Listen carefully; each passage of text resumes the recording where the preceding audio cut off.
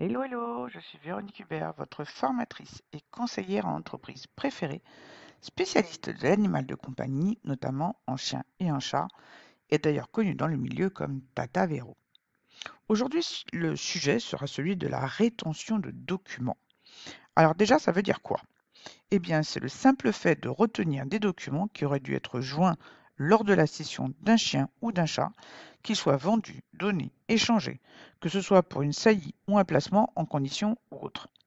Je rappelle donc que la rétention de documents est illégale, quelles que soient les modalités de paiement convenues entre vous, éleveur, et l'adoptant, et quoi que l'adoptant ait signé. Je suis toujours sidéré quand je vois que des éleveurs essaient de se préserver des mauvais payeurs avec des clauses dont ils ne comprennent même pas le sens. Genre garder les documents et le chou chaton au nom de l'élevage tant que celui-ci n'est pas fini de payer, mais se dégager de toute responsabilité s'il se passe quoi que ce soit. Alors sur le plan légal, si je trouve ça déjà plus que litigieux, pour moi le plus grave est sur le plan pratique. Parce qu'il y a trop de gens qui se retrouvent dans le pétrin en croyant qu'ils peuvent faire n'importe quoi du moment que c'est écrit. Il faut réfléchir de temps en temps aux conséquences que des écrits peuvent avoir. Il y a soit des précautions à prendre, par exemple ne pas accepter de paiement différé une fois que le chou ou chaton est parti, soit des procédures enclenchées si la personne ne paye pas, mais certainement pas de garder les papiers en attendant que la personne ait fini de payer.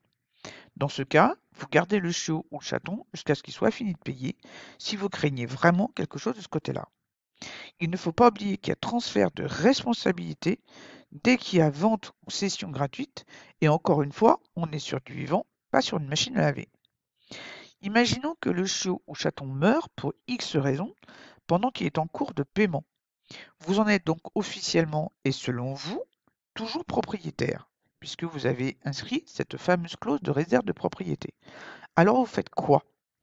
Vous allez réclamer le solde du paiement vite fait parce que finalement vous considérez que la personne est propriétaire, donc ce ne sera plus votre problème.